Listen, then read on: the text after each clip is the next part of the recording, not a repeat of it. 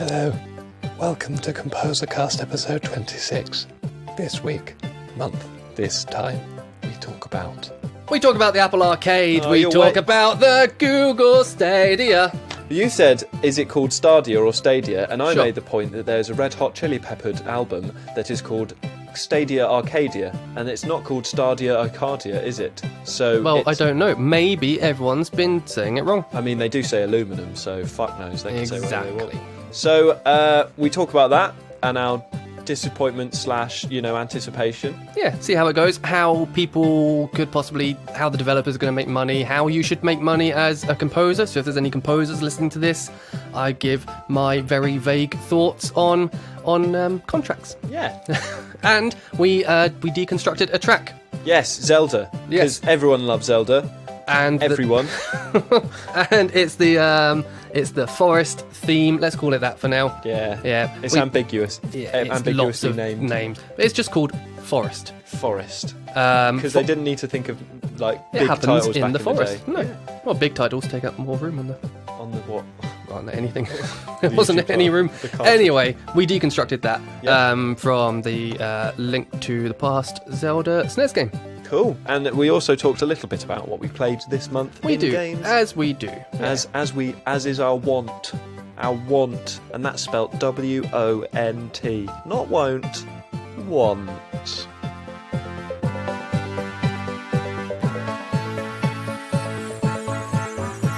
This part of time in games. This week, William, I have played, I've played VR as I always do. We played VR together. We did! Hey, we played that archery game that I went on about a few weeks ago. Siege? Siege VR. Really good. Yeah. Like, proper impressed just by really simple things. Only a Like- couple of levels, but you were waving your bloody arrow around Yeah. and Not a being, euphemism. and being impressed by the lighting. Yeah, and you were waving your arrow around. Harder to say than it sounds. And you were impressed by the sound design. I was, because it went every time. It's like, as I said, just simple things. Just like, and the fact that, it one-to-one mimics your body movement and hand movements and stuff. So That was nice that you actually have an entire body. yeah, looking next to you and you're like, you can dance. That's about it. And you can fire arrows into each other. You can, yep, and a little splatter of blood comes out. But the game was really fun. I was really surprised at how, and it was cheap. Chips, mate. $3.99? Cheap as chips. Yeah. $3.99. I think so, yeah. Pounds sterling. So well worth a buy. But that's not what I've been playing. Well, it is, because it's what my dad's been playing. My dad, every time my dad comes round, he plays that Siege for about 2 hours, Well, that's nice. fending his castle off from. Don't have to talk to him or anything. No, I just say, Dad, you're getting too close to the boundaries. He doesn't. He's good with that. He understands. In my room, the entire thing is boundaries. That was the Yeah. only thing. Like, every time I draw the arrow, like that, I was like, oh, boundary. So I just had to play with boundaries for the entire time. It's either that elbow's too far back and hitting the back wall, or that arm is too far forwards and it's about to punch the computer screen. You need to relocate, William. Just my life, everything. Yeah, up and move Yep. to Wales, please. I wouldn't- Just the no, I don't furthest want- you can be away from me. Yeah. And then we can do this over Skype. Yeah. No, you just because you've got a living room that's nice and I know, the living room would be perfect. It's really big and spacious. oh But I need a weekend free to move everything down there. no, you don't need a whole weekend. I do. Couple hours. Yeah, but if I move it down there, Yeah. it's not going to come back for a while, is it? No. No. Never. But that's where I do my music making. Oh, right, and that's where I yeah. edit this lovely podcast. Buy 2 computers. Okay. No. Well, was that silence you genuinely contemplating buying a Yeah. second computer? Yeah. Because I know you've wanted to update your graphics cards and all that. Why don't you just buy a new computer and then you can have one downstairs, one upstairs? Well, there was that one. That was all the package together, wasn't it? Yeah. $11.50 second hand. Yeah, And that was better spec than mine. Yeah. yeah. Be good. Well, you anyway, have that that's money. for you to contemplate not Yep. on the podcast. Yep. I played. What did you play? I bought a new game. I didn't play it for super long, but I bought it because it's made by Ubisoft or Ubisoft, and I think that as a avid VR man, I think we need to support the AAA people That- whenever they release a When game. you said that to me the other day, Yesterday, in fact, maybe. Yeah, it was on the VR. Yeah, I thought that was a very strange thing to say. And it took me a second to process it because I was like, but shouldn't you be supporting the little guys? And it's like, well, no, because, well, yes. Well, yeah, let's support everyone. Yeah. Yeah. But if these are the people who are really going to, like, Ubisoft will be the ones who invest in the technology. Yeah, see, that's you want to support them. You want to show to all the big guys, all the big guns, all the big knobs that there is a market for you to make games, that we will buy them. I will buy those games. All of us collectively as VR enthusiasts, we will purchase your Space Junkies game. Was that the game? Yep. Okay. So, well, one of the only reasons I bought it is because it was on sale. It was £14 instead of 30. So that's quite a discount. Yeah. And it was on my wish list. And I was like, look, right, I'm going to have to do this at some point. I'm going to have to buy your Ubisoft game. And today is the day. So I did it. And it's like, how did I see it described? Quake, but in space. Although Quake happens in space. It does a bit, yeah. Quake in zero gravity is more of an accurate thing to say. So it's like Lone Echo, but with guns. That sounds fun. Yeah, I did see a bit where you shoot the gun and that pushes you back with the...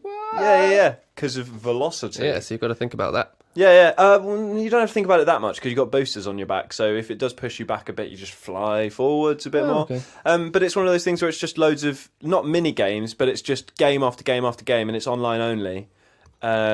Which I will say is mildly disappointing. I like a game to have a campaign mode as well, or a single player mode at least, where even if it's a single player tutorial, like introduce you to some things. Oh, okay. Yeah, but it wasn't I want a campaigny bit enough. more than that. Yeah. So like, if you log on and there's no one else online, you can't play it. Yeah, and that's a bit like, but because it's new, there is always people online. Yeah, until they shut down the servers. Oh, God, why are they doing it? No, they're not doing it. But, yeah, see, that's the thing as well. Although do you find that if you're like, this game's got an online mode, but it's from the PlayStation 2 era, I wonder if there's anyone online. There is. There just happens to be one person online who still plays this game all the time. Well, that's what I done played, and it was fun. I haven't played it proper loads, but... We played... Pavlov? Yeah. Yeah, that's still good. That's still a good game. With all the updates? Yeah, well, the update was just the landing bit, wasn't it? Yeah, but it gives you a shooting range. Yeah, it's really good. You can press the buttons on the side to adjust the distance of that. Yeah, cool. So Pavlov is a Counter-Strike-y type game, but VR. I think there's another one. All the videos online of people like playing VR, and it's always like, they have the strap lines above and below the video. It's like, this game makes me want to play VR. There's one, it's called Zero Caliber, I think. Have you seen that one? It's like Pavlov, except more war-y. More like Call of Duty. More like, you're going out there, we've got these special ops, you're going to do some crazy things with guns. Whereas, was that you? Yeah, the lid wasn't actually on properly that entire time.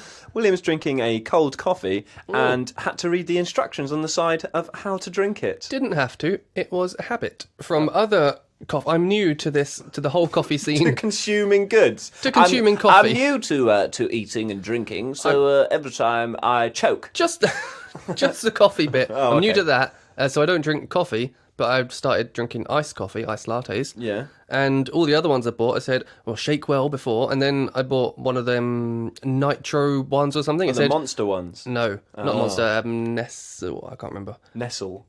No, I said Nestle, but that was my brain trying to think of something. I can't remember. Cafe Nero, maybe. But did it say on it, do not shake this? Yes. You will ruin it. Yes, it said, tip gently.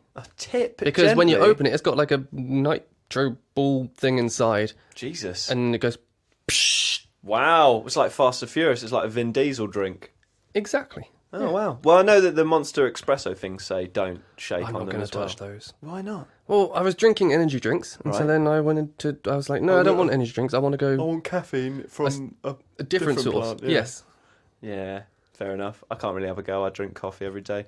Why are we talking about this? Oh, it's because you're inept at lid putting on. What have you been playing? I played Skyrim in VR, of course. That's Indiana Jones. Yep, not Skyrim. I can't think of all it has. Didn't you say it's the same as Jurassic Park. No, I think I just got confused and started singing the Jurassic Park theme. Although Rachel did watch Jurassic Park for the first time last week. Oh, what did she think? She enjoyed it. Yeah, it's all right. I was watching at the same time, and I'm convinced it's a horror movie now. As opposed to just an adventure? Yeah, action adventure thing. Spielberg. Yeah, really scary. I've realised I'm really scared of dinosaurs. It's horrible. Well, I've got some good news for you, William. Yeah. Well, dinosaurs, they're all dead. Well, actually, technically they're not, because alligators and birds.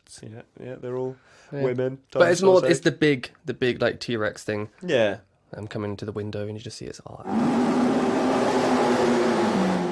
And he eats Vince Vaughn on the toilet, doesn't he? Yeah, I don't want to be eaten by a T-Rex on the toilet. Anyway, I've been playing Skyrim, and that's got dragons in, which are just as scary as the dinosaurs. Yeah. So I'm quite scared by them as well. Good. But I've installed lots of mods on Skyrim VR to make it playable. Cool. So as we're talking about music and sound designy bits and stuff, as we should be. Yeah, as I never do. But when you install it, it doesn't have 3D audio. Ugh. Which is insane. When you say 3D audio, because we spoke about this with the Oculus and that, so Oculus has got that thing where it knows where your head is in space. Sure. Do you mean that, or do you just literally mean left and right and that? No, I mean it's just got stereo left and right. So imagine you put a set of headphones on a game normally, and you just got the left and right, and you can't really tell if anything's behind you or in front of you. It's just stereo. Yeah. Nothing's even calibrated to say, oh yeah, this is... Or it doesn't sound like it's saying, yeah, this is behind you. Yeah. So you have to install a mod for that, and then that makes everything sound, it's all coming from all around you. The waterfall's over there then, and so that sorts out all the sound. Yeah. So that's really nice. It's amazing that there's people... I commend you people that spend their free time doing stuff like that so we can enjoy things that should have been done on games. Yeah. Do you know what I mean? Like...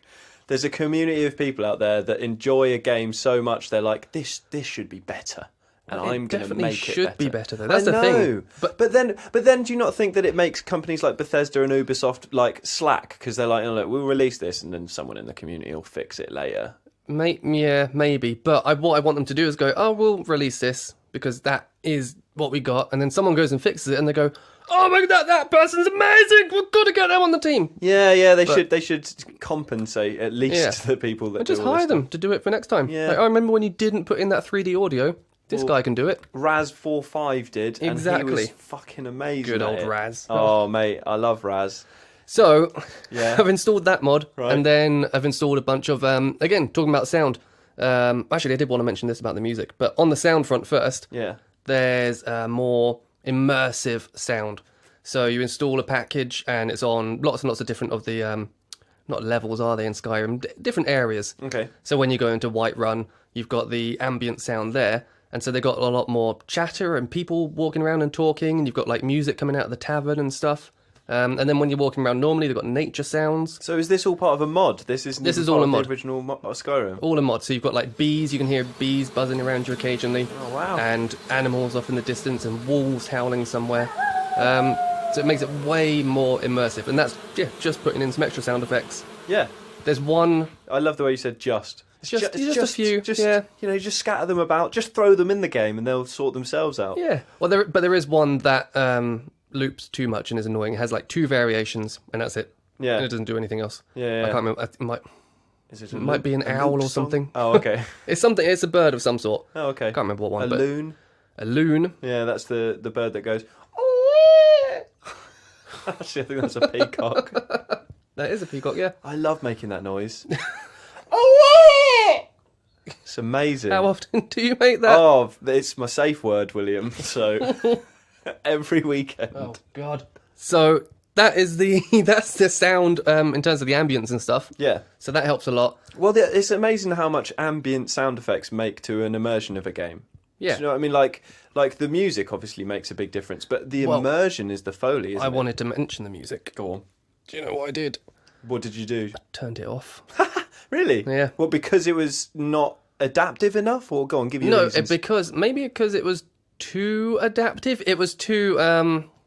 there's no sort of suspense. That was the thing. So if I'm walking around the wilderness, yeah, and I've got my bow and arrow ready, and I'm having a nice time. Or maybe I've got a sword in one hand and I've got fire in the other one. Yeah. Just having a nice time, going to find some rabbits to kill. You monster.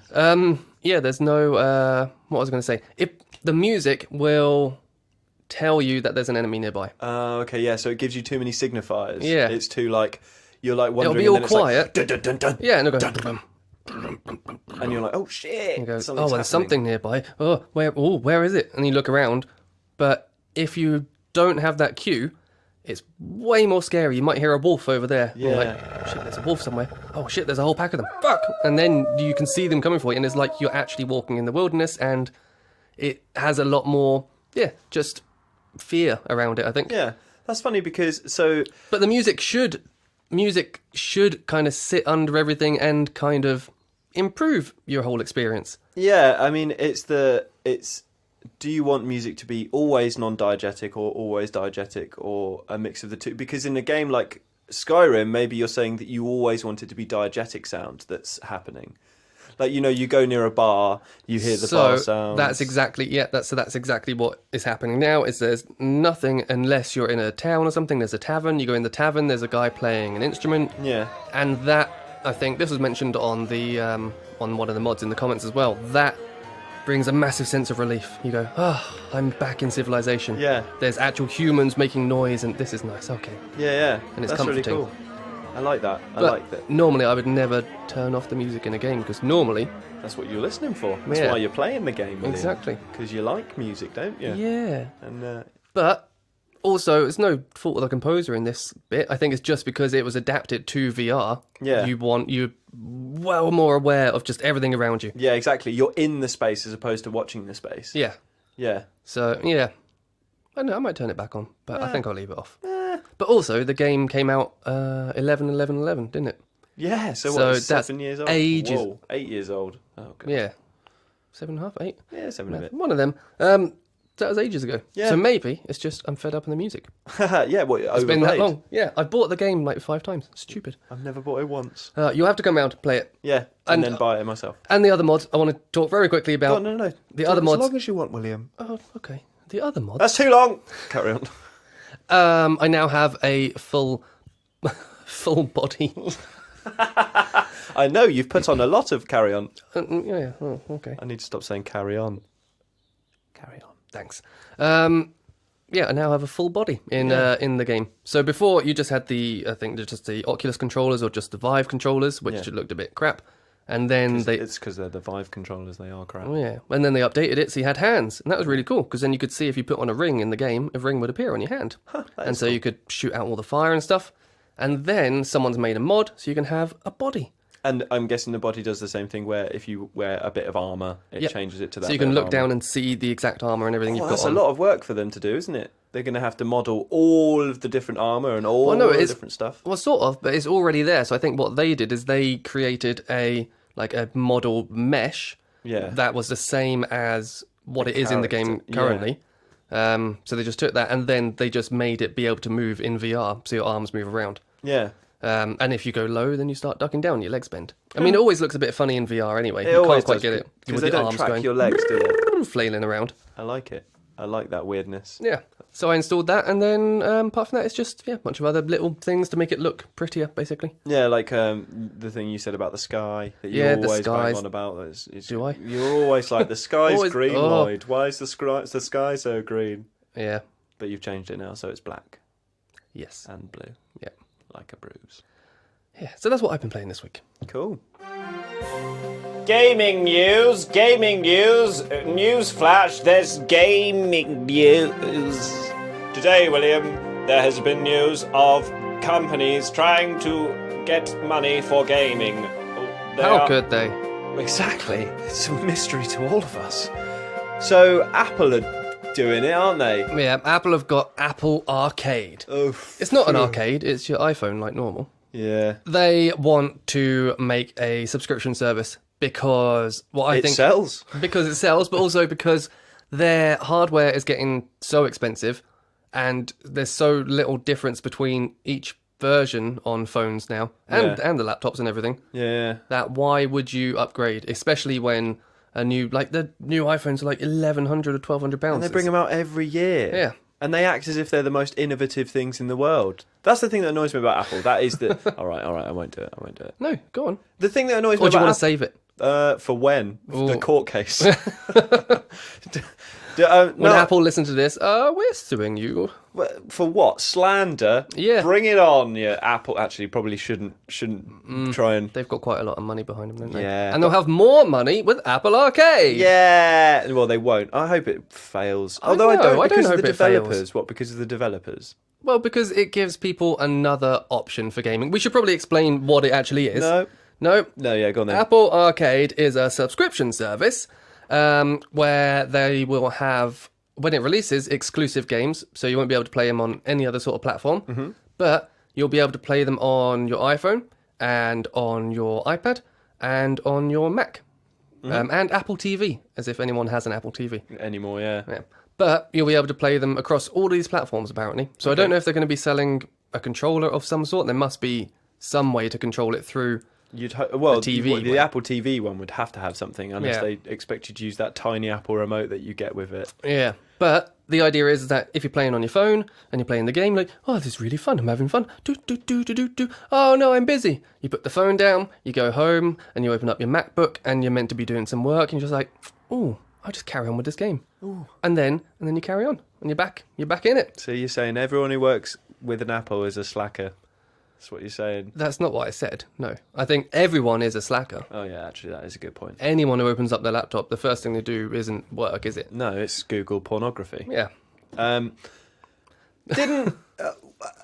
Okay, should we talk about... I reckon we should talk about that and Google Stadia at the same time, because they're essentially the same thing, aren't they?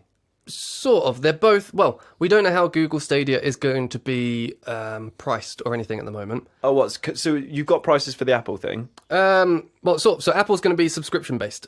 So is the Stadia not going to be subscription-based? They're not sure. Well, they seem like they want to give lots of different things. So the Apple thing, you'll pay your subscription, you'll get access to all these games, and there'll be, it says 100 games when it comes out, all exclusive to that platform. And they won't have any ads, they won't have any in-game purchases, nothing like that. So that's really nice. I like that idea. Okay. I just feel like I've been hurt before with all these sort of promises. No, seriously, you know. And then they sneak it in, be like, actually, I know you're paying this much, but if you pay the plus price, exactly. But not just that, the promise of all of these exclusive titles and all of these on release. Do you know what I mean? Oh, we're going to have 100 titles on launch, and then you look and 50 of them are just Candy Crush clones. Maybe, yeah. But Candy Crush kind of relies on the freemium model. Yeah, that's it. Sorry, freemium, yeah. Yeah. Whereas they're saying they specifically don't want that. That's what they're trying to go against. You say that, but if a Candy Crush game wasn't a freemium model, it's a fun game. Do you know what I mean? Never played it. It's just a puzzle game. I'm scared I'll get addicted. You will. Yeah. It's a good game. but okay, so the Apple thing will be a monthly subscription. And then Stadia could be you buy a one-off controller thing, and then you have access to the... I see Stadia as being a separate thing, like maybe not even the same league as Apple, because the Apple stuff is all going to be...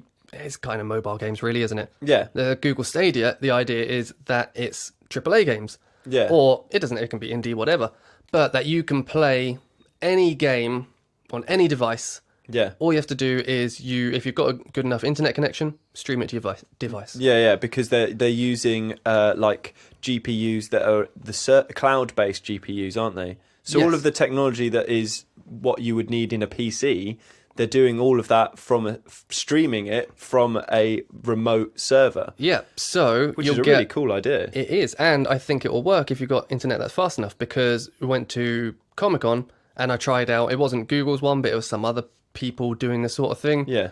And they had a bunch of shitty laptops and they had it on a phone. Yeah. And it was streaming off of some device somewhere else. Yeah. Running perfectly. I think it was Fortnite, so it wasn't that demanding. No. But still. It was shit. Yeah. No, it's a cultural phenomenon. It is. It's a thing. But it's just dances. It's all I can... It's just a dance. Well, you know, if you ever make a game, pop some dances in there. I know, yeah. Get the yo-yos back. We'll get those back in. I've actually got Johan on speed dial if you want to know. Yeah. With this, so you'll be able to stream up to 4K, 60 frames per second. Okay. If you've got good enough internet. Okay. Which is awesome. Yeah, but when it's still so there is still a limitation though, and it's the internet speed. It's the internet speed, yeah. So you'll buy a controller and you'll stream. So you don't have to download any games, which is cool. You literally you play them straight off, like they're installed in the cloud already. Yeah, you'll just stream them straight away. So that the amount like you get a game and you go home, and you're like, I'm gonna play this. It's exciting. And this is for people who have consoles. Yeah. I bought the PS4 and I forgot. You kind of have to install you still have the to game. install the games, yeah. But then I still think they're giving you more avenues to whinge about something if it doesn't work. Do you know what I mean? Imagine if you don't have any hardware, then there's nothing really to go wrong unless it's on the Google servers. And then what are you meant to do?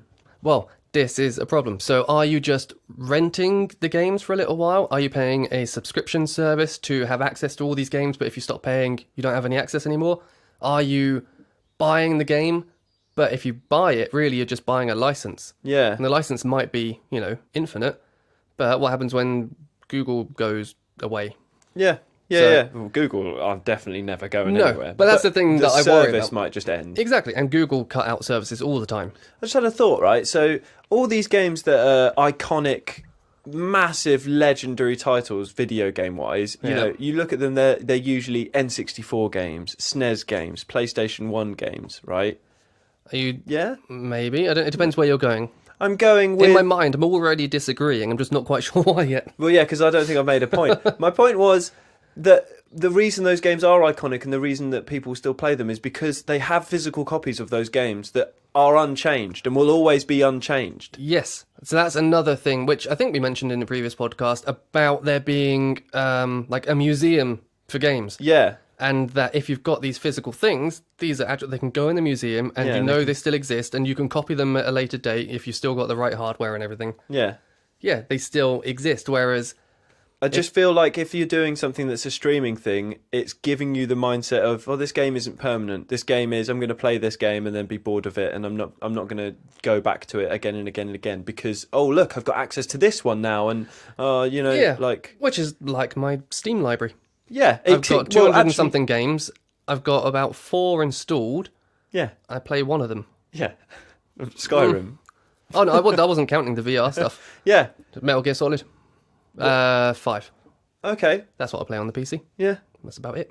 Yeah. Everything else is VR. Yeah. And there's this huge list of games, but do you ever get it? And this is the same thing that I get with Netflix, is that because there's too much choice, I go, I make that noise. I'll just sit and browse Imager. Yeah. yeah. Oh no, I'll sit and browse Netflix for half an hour and not get nothing. Yeah. Haven't watched a thing. Not get nothing. Not get nothing, mate. Nah.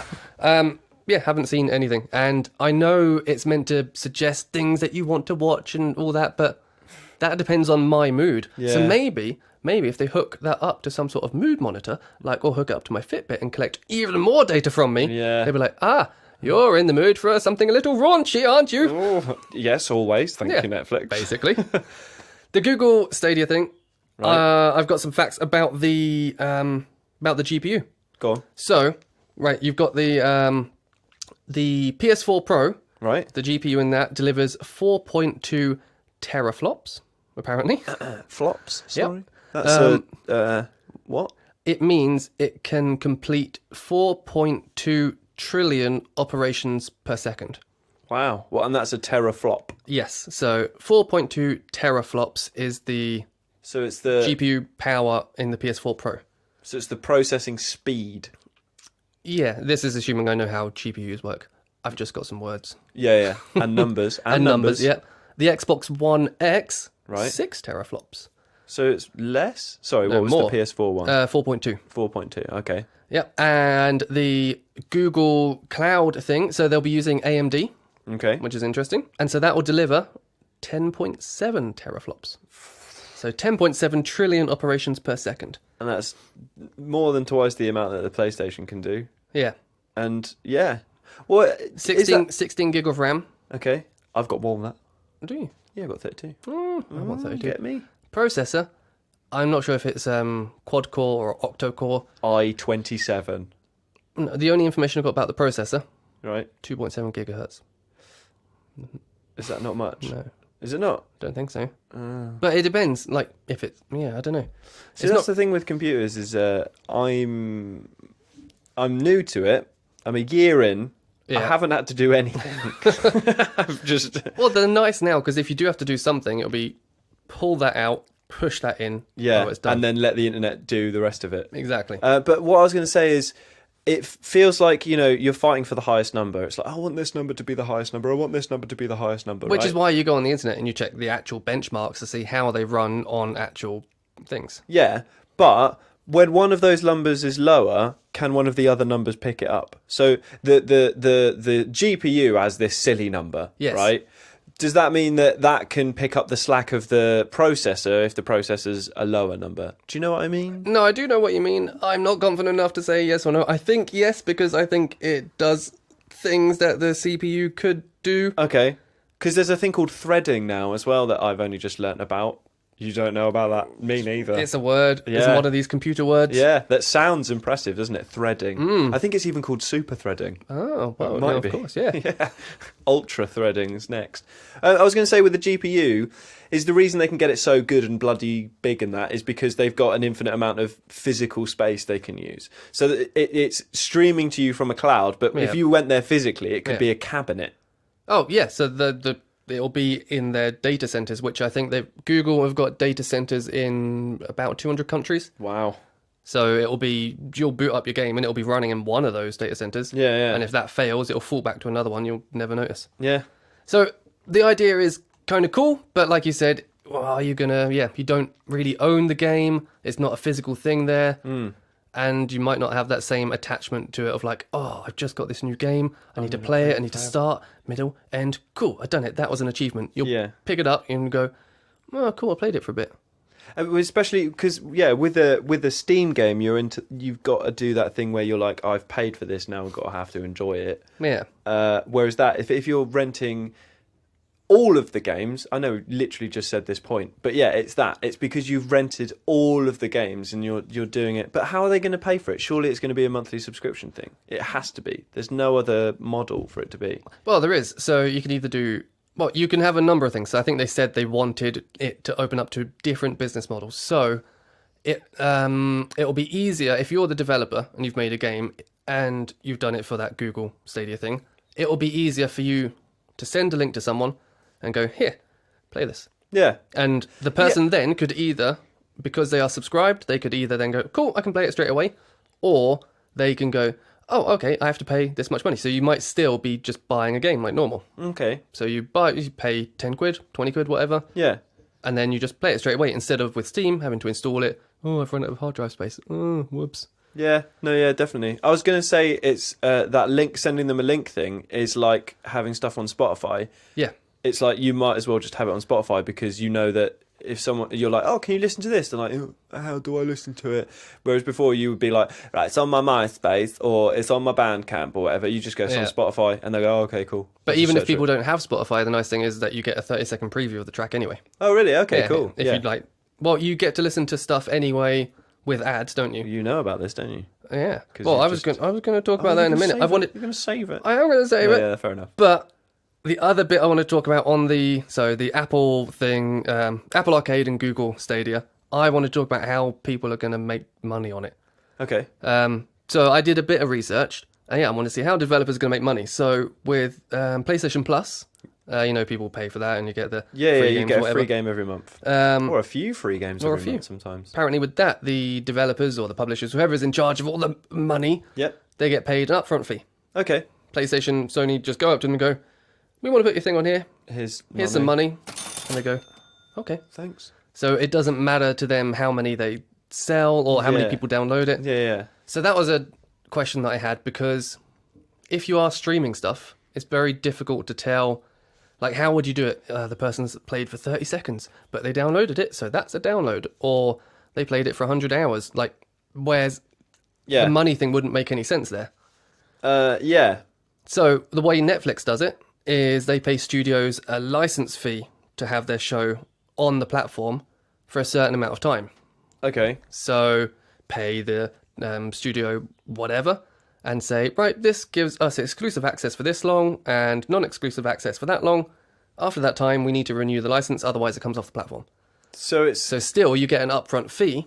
You get some stats in the background maybe, but there's nothing really based on their sort of making a gamble a little bit of going, we think this is going to do really well. Here's some money, or here's money for 6 months. We'll come on the platform for 6 months, see how you do, and then if you do really well, we'll give you more money. Yeah. So I think that's probably... So it's like an upfront fee or royalties is the two different things. But yeah, but royalties, I can't see how that would work, because how are you going to know? Is it going to be per minute people play the game? It's up to them. They can set the parameters, can't they? It's can. literally up to them. I'm just trying to think of how it would work. What would they do? I think the upfront fee would be the thing, wouldn't it? And then, his well, Apple, and then exclusivity. I was thinking and more stuff. Google, but Apple could do it where it is an upfront fee, but they pay out on how many downloads as well. So you get a lesser fee upfront, and then because people are literally, they'll still have to sort of download the game and say, this game was on my Apple account. Yeah. Like you can easily track how many people have the game then. Google will have analytics for everything that's happening. I it's know not like they will. won't be able to access how many seconds or whatever. No. But also, do you think Google are going to be doing publishing stuff? Like making their own game? Exclusives and stuff, or, Well, I think they'll definitely have exclusives. Rare. Rare. It's not really yes or anything. Just rare. Do you think they'll set up I think they'll set up a studio themselves and have the Google... Have Google ever made games before? Other than that thing that is a dinosaur that runs over fences when you can't connect to the internet? I love that game. Game. Yeah, it is a game. It's not a game. It is. It's just... I'd be proud if I made that. Would you? Yeah, you almost did. Especially, consider how many people must have played that game. Consider how many people don't even know it's a thing. Yeah, actually, I showed Boss in my office 2 weeks ago, I think. Yeah. She had no idea. Of course. And the internet was down, and we had nothing to do all day. I was like, well, if you just press the space bar. She's like, oh my God. And she was on it for ages. Internet came back up. She's like, no. No, turn the internet off again. I was going to talk about the composer. Like, if you're composing music for a game, and it's on any of these platforms, how then will you get paid? Because... Surely it's while you're making the game, that's when fees are decided for... Do you know what I mean? Well, yeah, but while you're making the game. So say you're making a game for one of these platforms, and then the game's, nearing completion-ish, as it's a few months away. They get the composer on board, and then you go, cool, we need to pay you some money. Yeah. Like, I think the idea of having... With smaller games, you might have have a revenue share. But I don't think that doesn't work anymore, because the game can't... If everything's a flat fee up front, then you can't have a share of the revenue, because there is no revenue to have a share of. It's like, well, this is how much money we got, so we'll pay you this much. Yeah. It's not like, if the game explodes, I'm going to get loads of money. Right, yeah. So that's contracts, isn't it? That's to do with what you'd sign when you made the game, Yeah, but I mean, there's no room now for a composer to have, or with this, there would be no room for a composer to get a revenue share, because the revenue is not going to go up or down on whatever. Because you'd normally do it on small developers and studios and stuff. If they have no money to pay you up front and you really like them and you got a bit of time, you go, well, okay, I can do you this. Give me 5% revenue share. 5% of the profits. That wouldn't work anymore, because there aren't any profits to grab, really. Well, because it's a one-off fee. Yeah. So you'd have to negotiate within that fee, wouldn't you? Yeah, you just agree. Well, so I'm taking the course at the moment to try and get... Well, not even try to get work. It's more to, once you've found people who are possibly willing to pay you some money, how do you actually negotiate with them properly? What kind of deals are the best kind of deals? So it seems for composers, the best idea is to get a flat fee. Or to quote a flat fee. That's the first bit, because if you quote going, oh, well, it's this much per minute and that much, then that could be exponential. That could go, if development of the game is starting off a tiny game and then suddenly expands and loads of people come on board, it's like, well, you said it was £150 per minute of finished music. Well, actually, we need 200 minutes of music now. Oh, shit. Whereas if you go, I would like this flat fee, this is how much I'm going to charge for the project, and you give them the parameters. If it then goes above that, then you renegotiate and go, okay, well, for this extra work, this is the flat fee. Because then they know exactly how much it's going to cost. There's no surprises. Okay, but it feels like you're doing yourself out of money that way, though. Because you could go, here's a flat fee for this. Yeah. And then they go, we need you to record this extra stuff now, but you said it's a flat fee, so we're not going to pay you any more. Well, no, you do a flat fee within the parameters that you're given. You go, this is the flat fee for the project with what you need me to do right now. Right now you need me to do 45 minutes worth of finished music and all mixed in stems, done. So the idea is not to scare off your potential. Yeah, but still get Employer. paid the amount you're going to get paid that you should. Okay. And the one last important thing I wanted to mention on that is that you should always keep the rights to the music so that you can then go on and sell that music. So they have the music exclusively Yep. anyway to use in the game, and they can kind of do whatever they want with it and everything. But you still retain the rights to put it on Spotify and to sell it on Bandcamp. So for composers to have if the game does get really big, then that is your sort of revenue split then. Because if the game gets big, well, the soundtrack's going to be bought and downloaded a lot more. Yeah. So then you get that money Yeah. rather than the developers and everything, because you're the person who put all that together. So I think that's an important point to make, that you want to try and keep those rights for you. Okay. And don't, if you are going to sign them away and say, right, you have all of it, you're doing everything, developer, the studio, you have all the rights, then you should ask for a lot of money. All right. You're all Bloody money adult. bags now, aren't you? I'm not, because I bought a new monitor. Way, was it nice? Yeah, it's Not got- was it nice? Is it nice? Is it nice? Well, Well, I bought one. with a crack in it. Yeah, got home, plugged it in, little purple squiggle on the screen, and I went, oh, what's that? Tried to rub it off, and my finger kept getting caught, and I was like, oh, it's a Would it crack. actually? It's a crack. Jesus. Yeah. So I took it back to the shop and was like, it's got a crack in it, like my butt. And they went, And they were like, "Get out Yeah. and leave the television." and they didn't have any more in stock of that one. So I really wanted that one. It was really nice. Good So price. wait a minute, you didn't even get the same one. No, I did. I had to then drive from Farnborough to Guildford and go there because it said they had stock in Guildford. So I drove to Guildford. And then I went in the store. I know. And then I went, look, I've got this. It's got a crack in it. Can I exchange it? You've got 3 or 4 in your store. And they went, let's just have a look for you, sir. Went and have a look. Sorry, no. It's like, what do you mean? Why? Like, oh, well, we don't have any in stock. Like, you do. They checked at the other store. You've got them in stock. Oh, yeah. No, so we do. No, we can't sell those. Like, what? Why? Well, if I just left it there, like some people might have, would have been really bad. I could have gone, oh, shit, okay, sorry. Sorry for And just left. being alive. Yeah.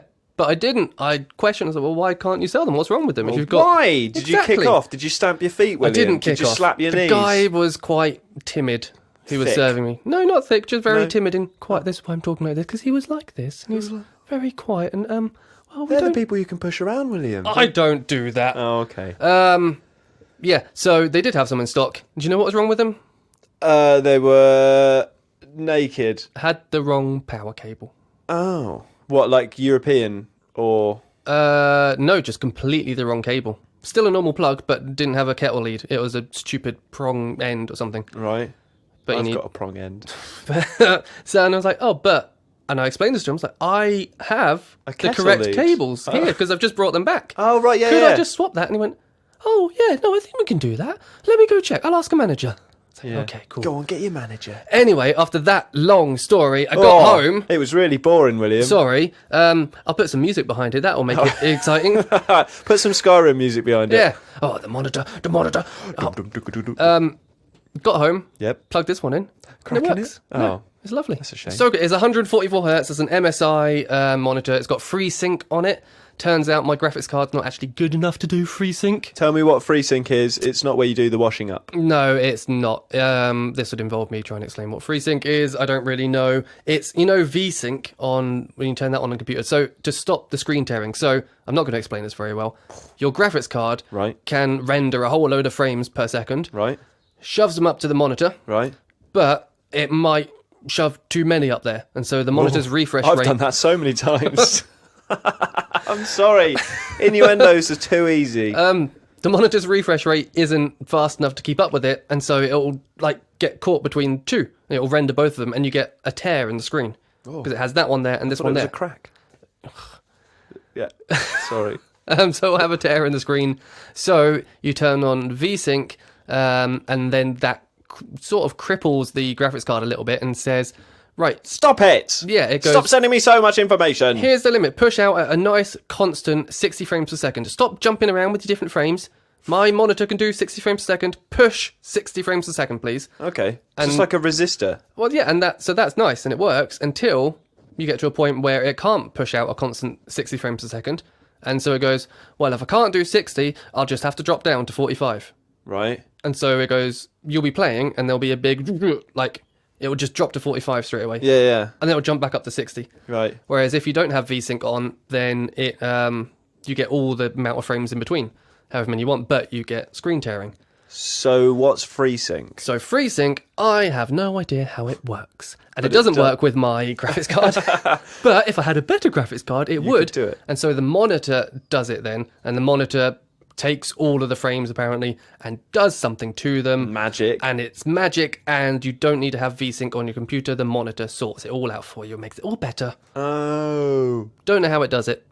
It's curved as well, isn't it? Oh, yeah, and it's a curved one. Yeah, I've never had a curved thing before. We were going to get a curved TV when we bought this one, but Yeah. I was like, no, I like not flat. Really, yeah, there's not really any point. The monitor being curved is nice, just I don't know, when you're looking at it, it's just got a bit on the side. You just don't have to turn your head as much. Yeah.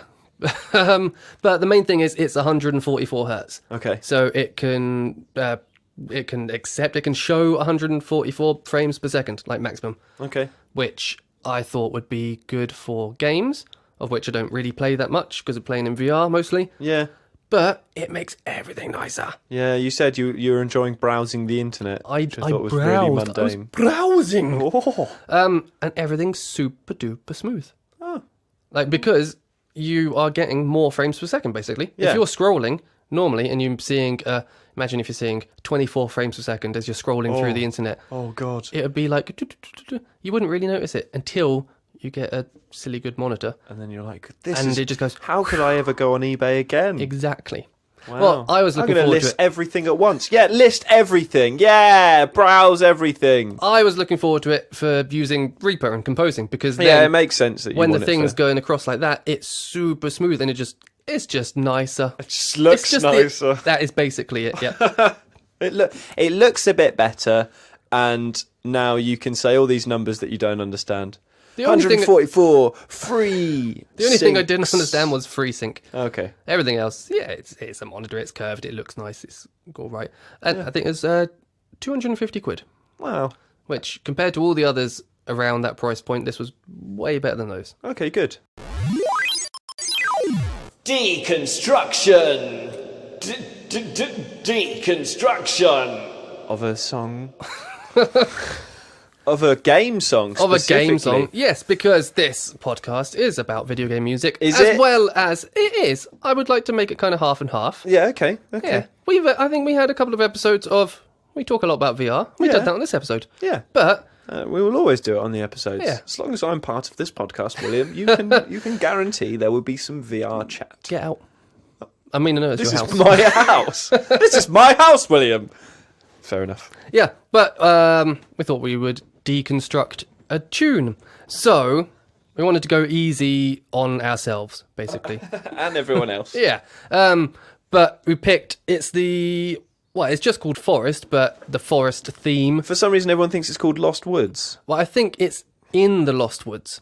So that's So why it's- people call it the Lost Woods. Yes. So it's the Lost Woods theme from... Call it whatever you want. It's not called this, but it is called this. Well, it is. You'll find it if you search for the Lost Woods theme. But it's from Zelda: Link to the Past on the SNES. On the SNES. Yeah. And so Was Link to the Past on anything else? It was a SNES only. just SNES, I think. Okay. Yeah. So that we won't find any other versions of this song elsewhere. Like, like a Game Boy version or whatever. No. Well, I know there is a Lost Woods theme that is the Ocarina of Time one, but we're Yes. not doing that one. No. We're not. Not that one. We are not doing that one, because all the time I spent looking at that song, not doing it, are we? You spent time looking at No, this I one? didn't. No? I didn't. Okay. The 2 minutes you were here when I said, "Is it this one, William?" You went, "No, it's not that one." I sent you a document that had paragraphs and paragraphs of text explaining what we were doing, and you didn't even read it. That's what okay. you're telling me, Lloyd. Look how well it's going. It's fine. I know, it's fine. Well, we haven't started it Nope. yet. Right, so Yeah, I was going to deconstruct it. Also, in the show notes, I will put the I'll put the MIDI file of the song for people, because if people have access to that, they can download that. it's really good that, again, harking back to the community of people, it's amazing that when there's like a game as classic as like anything, name a game that's classic. Final Fantasy, Zelda. I can't name any more. But Donkey Kong. People online have replicated it to the max. So you can go online and find all the resources that you want. So this has got a MIDI file. Which is awesome. That wouldn't be how they composed it though, would they? If they did it on a SNES, would they have done it? It'd be a tracker, wouldn't it? Yeah. With the option to load in samples. So on the SNES. Cool. Well, we've definitely talked about this. If you want to learn more about this, listen to one of our episodes on the history of video game music. Episode 22. SNES. I think it was 22. I know! A SNES and Game Boy, because they're very similar. Well, they are the same. But the SNES was in mono, and the Game Boy was in stereo, and the SNES could use samples, and the Game Boy couldn't. I think that was the difference. Anyway, I will put the MIDI file in the show notes. I'll also put, I converted it into a Guitar Pro file as well. Didn't you say it did that automatically? Well, I imported it into Guitar Pro. Yeah. And then did some little edits on it. Oh, cool. So because some stuff is like really high octave, I brought it down an octave and then put the little 8 VA thing, which means play it up an octave. Oh, come on now. Yep. What does that symbol mean, sir? Oh god, I've got to go back to teaching on Wednesday as well. Yeah, I know. Teaching the kids, that'll be fun. Come on! You, shut up!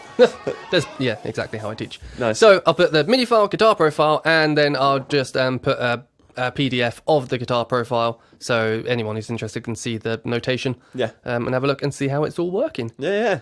So, what? Go on. How should we do this? Shall I listen to it first? Yeah. Let's play it for the listeners. We'll play it for everyone, mate. Play it for me as well. All right. Oh, you want me to play it on here? Yeah. I'd like to hear it.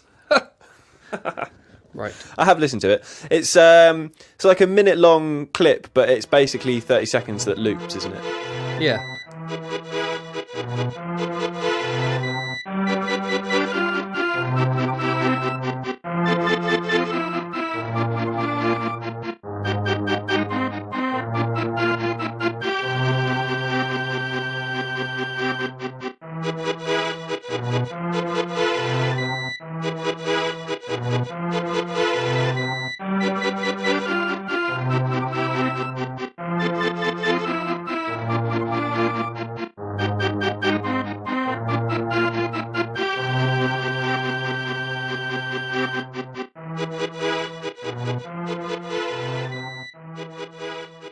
Well, I picked this one because I want this to become a feature, a section where we deconstruct a piece of music. It's already a section now. It is sorted.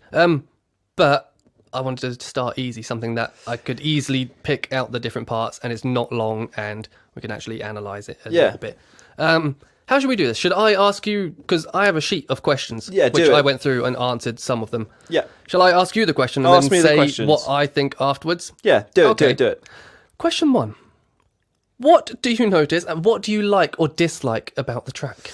I really like what I think about it. See, I don't know whether I'm going to cover other questions by this one answer. Well, you might do. If you do, I just won't ask those questions. Okay, so the thing I like about most of the Zelda music is it's really obviously Zelda music. Like, I think it's really recognisable as it. And I think one of the things is the voice that they chose to use for that sort of fluty, is really recognisably Zelda. And I don't know whether that just happens to be like the composer chose that and went, oh, I like that sound. That's the sound that I'm going to use for all of my songs. Or whether it was a conscious decision that he was like, no, it needs to be this, wood instrument sound. It needs to, I think it'd be conscious. Yeah. I think because they want, especially in just that one game, they want everything to have the same style, don't they? Yeah, absolutely. So put the melody on the flute and do and be all happy and But it does sound like Zelda, doesn't it? Yeah. So that would be the thing I liked from the melody, was that flute sound. But I also like the chord pattern is kind of like it's really happy, it's really major, and then it kind of it's got a slight melancholy bit, doesn't it? Where it kind of goes a little bit down, but don't worry, we're going to resolve it with this beautiful major harmony.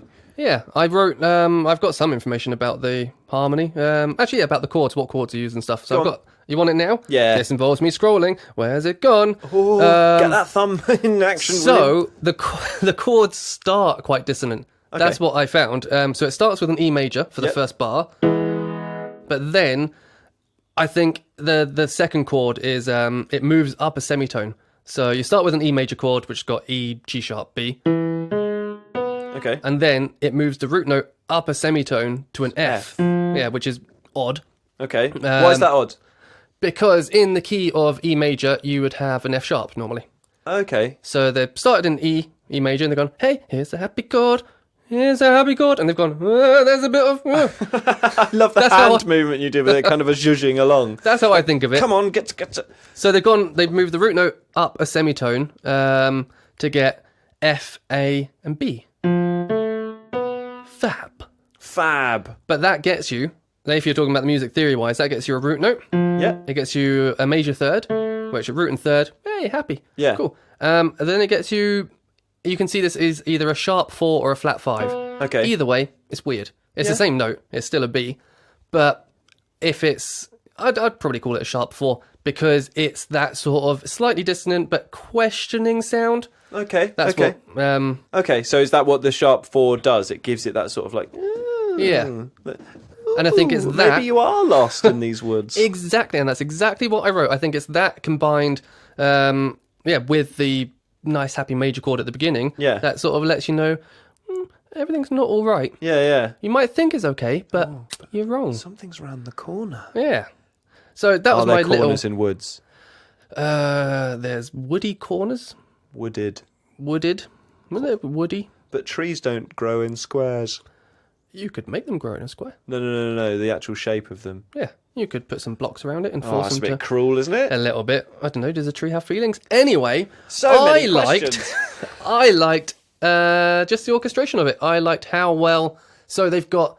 So what are the constraints of the SNES again? So we've got 3 voices. Have we got more than that? You've got 6, I think. Six voices, and the voices are. Well, you've got 8 audio channels. Separate instruments they can use. So Yeah. it's 6 instruments, 2 samples. Is that correct? No, I think it's. Forget about the samples. Okay, I'll forget about them. What are we talking about? I think you've got 6 different channels. Right? Plus, well, you've got 8 channels. Yeah. 2 of them normally used for the sound effects. Yeah. And then the other 6 used for the music. Okay, so the 2 that they aren't using will be Link. Yeah. Yeah. And the sword noises and... All of that stuff. Okay, cool. So I liked, with the constraints, I just liked how well orchestrated it was. Like, everything's split across... If you were to play it on a piano, it's, like, covering a massive range of the piano. Okay. Everything's got lots of space, and it just sounds nice, doesn't it? Yeah. No percussion, which is quite strange. No percussion, yeah. I'm not sure how to analyse that. Like, if they did... How can we analyse the thing that isn't there? But yeah, the decision to not put any percussion in it. Yeah. I mean, maybe it's because the rest of the game, you do have a lot of percussion. And then when you come... So... When you're in the Lost Woods. When you're in the Lost Woods, right, walking around and you're trying to find the Master Sword. And when you do find it...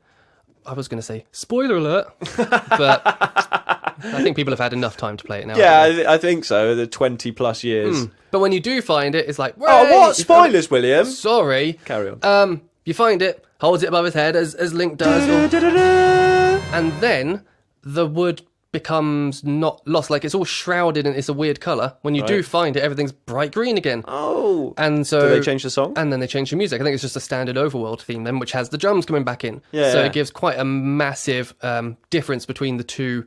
Like, walking around, getting a bit lost, not quite sure where you're going. You found it. Way, I done it! Percussion, by its very nature, is upbeat, isn't it? Because it's beats literally. But do you know what I mean? Like, percussion is... So if you want the dynamic contrast of going from somewhere that's meant to be scary and ominous to then somewhere that's upbeat and like, hey, exciting. And yes, that's a word.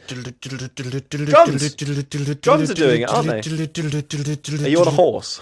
But that's what it does. It's that. Yeah, exactly. Yeah. So yeah, I was doing a bit of a horsey thing then, wasn't I? Yeah. It was the movements that were scaring me. Sorry. I was just questioning what you were doing to Epona. But no. So yeah, and also I think maybe the non-percussion in it is because the beats in the background are kind of doing it for you. You've got the... Do you know what I mean? They're not paddy, they are staccato. They're giving you a beat. And I also think I was going to mention that. So you've got the chords, right? Yep. And the way it's written out, so if you do look at the guitar profile, you've got a section for chords. So it's actually split into 4 different parts. So you've got the flute as the melody. Yep. You've got an octave lower another melody on strings. It just matches it exactly, just an octave lower. Okay. Um, So why would they do that? Presence? They're giving it more. It's giving it more beefiness. yeah, otherwise you just have a quite tinny flute at the top. Okay. So it just gives it a bit of... So is it strings? Yeah, as much as you can get on the... Does that count as harmonising? It doesn't if it's not changing the chords. You sort of are. You're harmonising in a octave, I suppose. Yeah. Yeah. To me, I don't think an octave counts as a harmony, but Well, I think if it's on a different instrument, it does. yeah. Yeah. Okay, cool. I think just so. wanted to. I don't know. Wanted the technicals.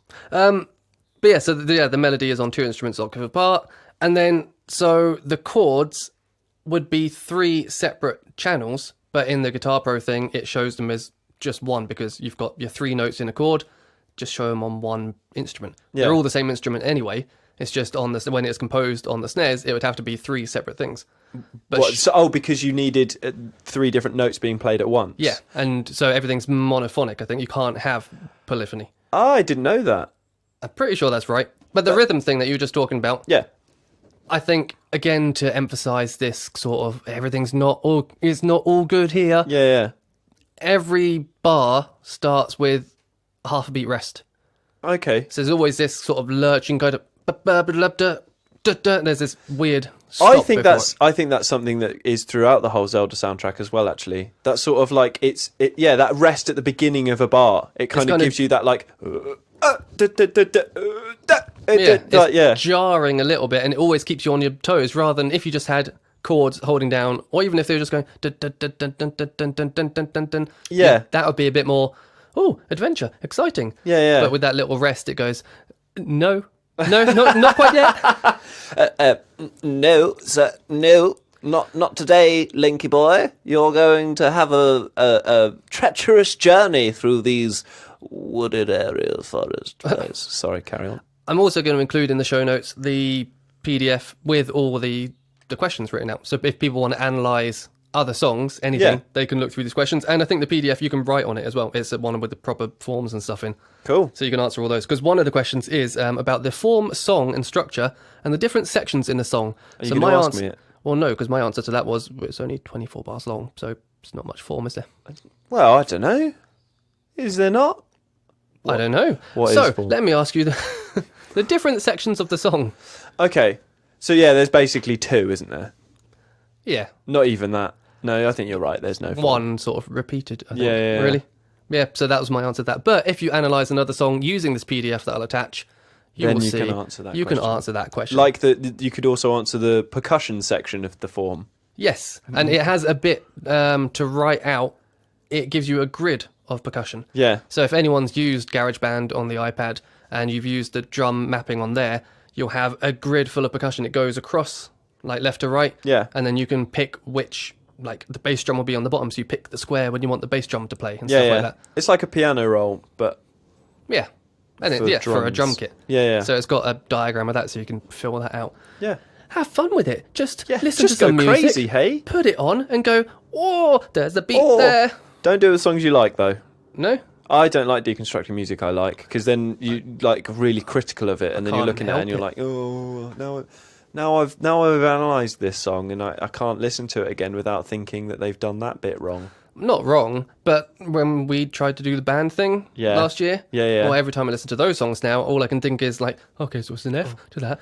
The tempo of the track is about 135 BPM. Okay, I don't somewhere have much to between say drum about and that. bass and dubstep. Is it? Dubstep's usually 120, drum and Okay. bass is usually 160. Oh, so there you go. I don't have We much. both. Yeah, we are both nearly 30. I don't have there much you go. to say about that. Apart from that is the tempo. That's you know? the tempo. But, no, I got something to say about it. Why don't you ask me, eh? You were What? going to ask me. You only asked me one question. Sorry, the tempo. Yeah. It's about 135. Right? What do you think about that? Oh, there's not much to say about that. No. No, it's telling you that it's ominous, because if you're really slow, it's sad, right? It's a ballad, isn't it? You're going 80 BPM. Mm-hmm. You're talking. Dun, dun, dun, Drum and bass, you're talking 160, like something's happening. your You know, heart you're going. Ooh. 135. Realise you're 30. Shouldn't be listening to drum and bass. Have a heart attack. Well, yeah, that's you. I listen to drum and bass all the time, William. I don't actually. I don't like drum and bass. But 135, somewhere in between. It's giving you that sort of like yeah.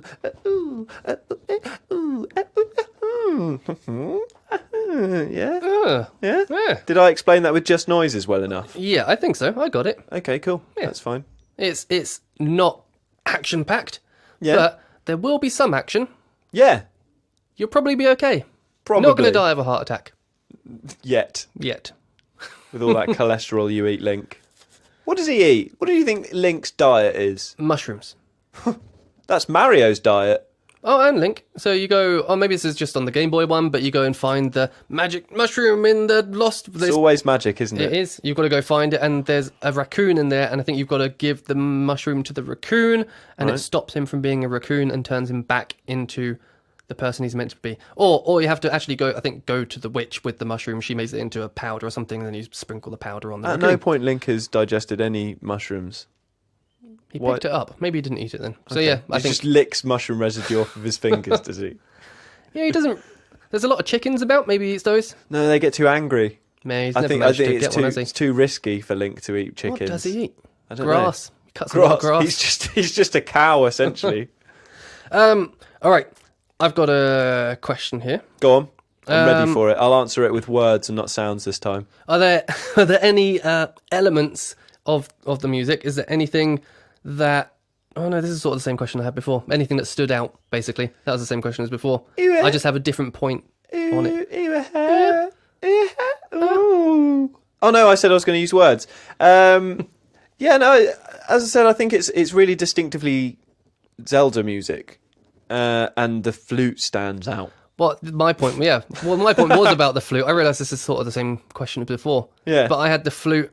So right when the song starts, it has the little quick, like semi-quavers on the flute. It has a really little bloop, bloop. Yeah. And then it does that twice before the melody starts. Okay. So does it ever do that again in the song? Is that part of the repeat? A loop. It's a 24-bar loop. It does it every time. It is literally a loop. It's not... Okay, cool. Yeah. So they didn't have the tech to say, well, just play it on the first time and then stop it. Yeah. Which I think, if you had a bit more tech, you would have just stopped it. But it's quite a nice intro. It's sort of, you've got the chords, you've got 4 bars of the weird dissonant, happy chord, dissonant chord. Yeah. But in between that, you've got a little little noise. And I think that stood out for me because it's a nice little, just to get your attention. Right. I think there was only one last question, which again, you've already sort of answered. It was, what are the sonic colours of the mix? Is it dark, bright, dirty, sonic colours. muddy? Yeah. Ooh. The sonic colours. So is this synesthesia? Well, you're not thinking actual colours, unless you have synesthesia, and then you are thinking actual colours. Yeah. You're thinking the sonic, what is the sound of it? Is it bright and chirpy, or is it like everything's deep and bassy and it's all like this? You know what I mean? Yeah, absolutely. I just, The annoying thing is it's already got a colour assigned to it because it's a wood-based song, so it's green. You're thinking of the synesthesia again, though. Like, Yeah. you don't have to think of an actual colour. I mean, like, how do you describe it? The timbre. Okay. Well, yeah, it's basically the same question again, isn't it? Because it's melancholic. It's.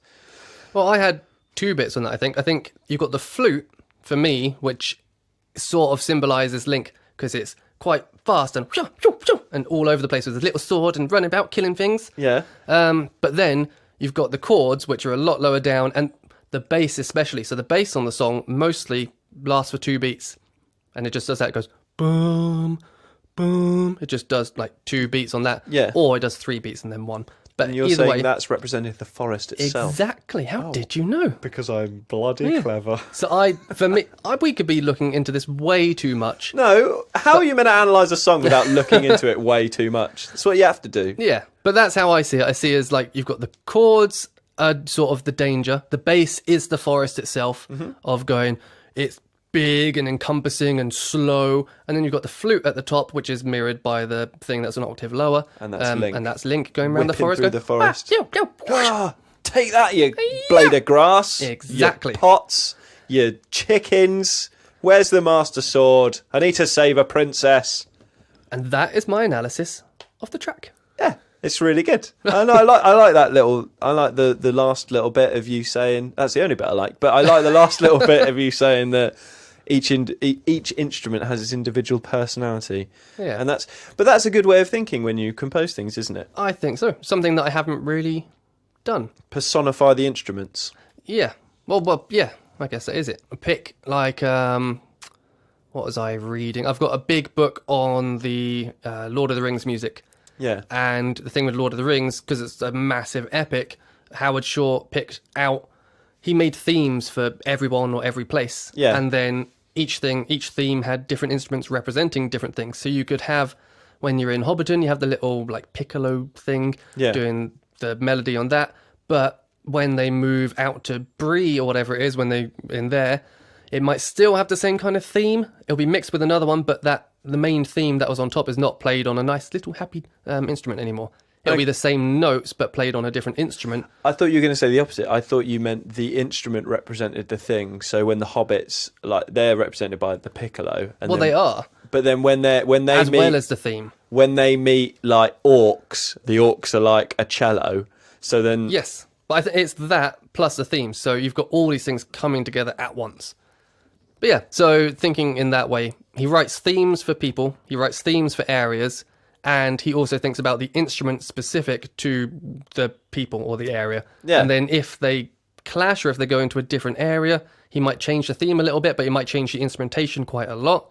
But you've still got the same familiar kind of, okay, so the hobbits are somewhere else now. I kind of recognise the tune, Yeah. but everything sounds a bit more scary because there's deeper instruments or whatever. it's funny because it's like you hear that and you're like, that's really clever of him to do that. That's really clever. But in a way, that's a really helpful writing tool for the composer. Yeah. That actually makes it a little bit easier for him. I think it gives him limitations almost. He's gone, well, this is for them, so it must be happy and chirpy. And Yeah, and then you can go, oh, I'll break that limitation for this one Exactly. moment, and I'll twist it for this one moment. And it's how I like to think of a lot of things is I like to have systems. yeah, Like, here's a framework. yeah. Go and do that. And then mess about with it a bit. Fuck it up. Yeah. Yeah, definitely. Yeah, it's good. How was Hans Zimmer? Oh, the show I went to. Yeah, we haven't talked about. You went to go see a composerman. Well, he wasn't there. Oh, bloody layabout. No. He was on a big video screen with a pre-recorded video. Oh, But that came on throughout lots of bits. So he actually explained all the different tracks that he was, the orchestra and stuff were playing. has he got a comical German accent? Yes. Brilliant. Yeah. Cool. But he would have people on there like Ron Howard was on the video as well, so he'd be chatting to him, and it's sort of like a little personal interview, and they're having a chat on the couch and making jokes and talking to the audience at the same time. Yeah. And then At the audience. at the audience, yeah. Yeah. And then they played all his music, and it was really good. But there was some stuff that was, I think, specific, like they hadn't performed that live or that version live before, so they played it for them. So they were rubbish. They were really good. But the one that got Was me, it London Philharmonic Orchestra? no, it wasn't. It was it might have been somewhere German one. It was okay. It was the same orchestra every time, I think. Yeah, went around and they everywhere. travelled with it. Yeah, I think. Could be wrong. I'm pretty sure that's it. But the one that got me was the Lion King track. Okay. They played Lion King, and it was the one where Simba's father, whatever his name is, Mufasa? Father. Yeah. Father! I knew exactly what that was from. That was System of a Down, wasn't it? Yep. Yeah. It was the way you looked up at the sky and said it. The Lion King one. That's what got me. Like, just shiver. Like, do you get that from music when you get Yeah, goosebumps. Yeah, yeah, of tingly and course. stuff. Yeah. I wouldn't be doing a podcast about music if I didn't feel Well, it that way happens about very rarely for me. Like, it has to be a really emotional piece or something that I've attached emotion to. But that one I had, and it was the fact that before that, I think he said he wrote it with the While memory of kicking a lion. with the memory of his dead father, like when his father was dying. So he wrote this track kind of all with that emotion in it, and then they played all the stuff, and yeah, and then was there just video of him crying on the on the No. screen? My father was so nice. but there was Fell the off security. a cliff when I was younger. There was the security lady, and then it was the halftime. That's football. What do you get in a? When it was the intermission. Yeah, that's the posh word for it. She came up to me and the other two guys I was with. She was like, "I was watching you guys. You were completely in the moment." And there's me going, "Oh Jesus!" Like, Yeah, I was in the moment. And now, for the second half, I know you're watching me, so I can't enjoy it now. So what woman came up to you, said she was watching security. you? So security was we watching were you? We were right by a gate. Right. Like, that separates half of the thing. Right. Half of the stadium. Stadium? Not stadium. I don't know. Theatre. It was the arena. O2 Arena. Oh. That's what it was. Well, it's not O2 anymore, is it? Something else? I don't know. I don't know. Anyway, we're at the Wembley Arena. Yeah. Not a stadium. Yeah. And so there's like halfway along, there's a gate, big fence, and she was in charge of letting the important people through, like our security, through that gate, but normal people weren't allowed through there. Oh. So Normal. Us. But she was also paid to watch you cry. A little bit, yeah. But then I knew now she's watching, so I couldn't enjoy the second half as much because I was very conscious of, well, she's going to turn around at some point, see you were how just much we're watching enjoying her. it. Yeah. Watching her and watching me. Oh, it was a very sexual evening for you, wasn't it? No, but it was good. Yeah? Yeah, very enjoyable. Okay, cool. And do having you a know when- live orchestra, I think, in front of you, you just get blasted with... Yeah, you get that thing that you... I don't know, you do get it from recorded music, but it's the timbre of everything, isn't it? And you can proper feel the music. And also, Yeah. like, this might be silly, but mistakes can be made, and I like hearing those mistakes. Yeah. Like, And do you the know- fact they had people on stage who they had this one guy playing some weird wind instrument thing for the Lion King, and he was like happy and jolly and whoa, and making jokes on the stage and running about, and everyone was like, oh, look at him. Oh, he's crazy. Yeah, but he brought like something. He brought some. Was he doing that during the sad song as well? But yeah, Yeah. Do you know, this is a well-random question. Philharmonic, what does that mean? no idea. Okay. Next, Google it now. Philharmonic, devoted to music. Was it like Latin for that? I don't know. It's just that's what Philharmonic means. It's an adjective. It means devoted to music. Devoted to music. Yep. Chiefly used in the names of orchestras. How could an orchestra not be devoted to music? I don't know. They slack off quite a bit. Forget like to restring their violin. I don't know. No, Not I just Philharmonic enough, mate, are you? casual about music, really, me. Yeah. I've only practiced for 30, 40 years. Yeah. Not me. The people who are in the. No, yeah. I'm not that old. No. No. not You are. Nope. Yeah. Yeah. Oh, We should- Hans Zimmer was good. Hans Zimmer was very good. Cool. Thanks for listening. And I hope you enjoyed it. Did you enjoy it, William? I had a nice time. Nice. I had a wonderful time. Thanks. Thank you for letting me come round your house. That's and fine. Thanks record. for facilitating my madness, Yep. this podcast, Yep. and everything else that goes with that. If you want to support the podcast, if you might not want to, but if you do, then we got a Patreon. It's set up. It's got different tiers on there. Yeah, but Yeah. I think the easier, better way for them to support us. Yes. Just go on iTunes and say this podcast is bloody all right, and I give it 5 stars out of 10. So. No, I think the system's out of 5. I think it is. So 5 stars would be tops, mate. As they say, rate and review. Yeah, or if you don't even want to do that, because I've said that to people and they've been like, mate, I don't use iTunes, yeah? Oh no, I don't either. Mate, like, what are you, like, do you know what I mean? I'm not a shill. I don't use that iTunes. If I they use don't- all the other stuff. Yeah, which you don't have ratings and reviews on. No, really. who rates and reviews things? Yeah. Responsible humans. I'm not one of them. I listen to your shit podcast. The way I'm going to support you is say hello and But they can say hello Yeah. on Twitter because Twitter. we have a Twitter account. Is it at It is ComposerCast? at ComposerCast. Yep. It's very simple. Yeah, it's got They've a picture of no both our excuse. faces on there, so they know exactly who we are and what we look like. Yeah, they don't need to know what we look like. If they anything, I probably prefer they shouldn't. didn't know what we look like. But you can tweet us, you can ask us questions, and DM us, and retweet Or you can say that episodes my of the impression podcast. of Chavs is shit. You know what? To that guy, right? Yeah, me, right? If you think that I know, agree with you. And there we go. Do we have to do shout-outs? No, we No? haven't got any new ones. Well, we could repeat the shout outs. Yeah, I didn't know how does that work. So if people are supporters on Patreon, do they get a shout-out every episode? Do they just get a shout-out if they're a new listener? Well, How- at the moment, there's only 3, so we could do those people. Well, there's 3. Okay, 3. Uh, there is a silent. There's a silent helper, but you know, if those numbers get like 100, then we're not doing the same people every week. No, that's a good point. Okay. But so the people who are supporting us. cheers, Tom James. Cheers. Sorry, I'll start that again. Cheers, Tom James and Chloe. Cheers, mate. Cheers, yeah. Cheers, all you three, yeah. Thanks, mate. There we go. There you go. And if you want that, go on our Patreon. Oh, I wanted to be very... Self-indulgent. Sure. I was going to say, I'm on Spotify now. And where is that found? On Spotify. .com? Yeah, no. I have a track on Spotify. I just got one. I wanted to try out, see how easy it is to put stuff up there. So if I think we should talk about your experience with that next week. Yeah? Yeah. Sure. But I'm going to put a link to the track in the show notes. Yeah, cool. Because I can. But I reckon say a bit now as well. Where are they going? Well, they're going to Spotify and search for Will Halliwell, and I've got one track on there. It counts as an EP, apparently. Nice. Yeah, and it's called Beautiful Dreamer, and it's an orchestral version of I think it's a Stephen Foster tune from the 1860s. Wow. There People you were go. called Stephen Foster back in the 1860s. Stephen C. Foster, I think he is. Huh. And check it out.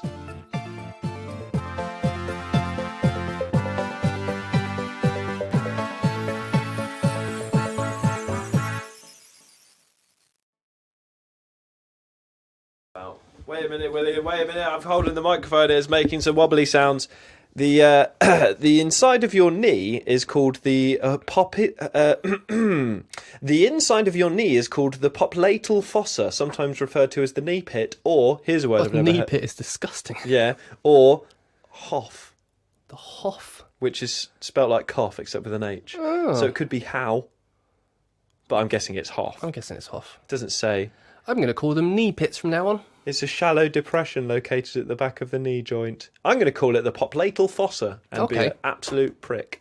There's some information for you listeners. Well, it could be if you decide to put this in, William, Yeah, with I all will. my microphone rustling and that. I'll make a decision. Make a split-second decision. Already made it. Oh, it's not going in, is it?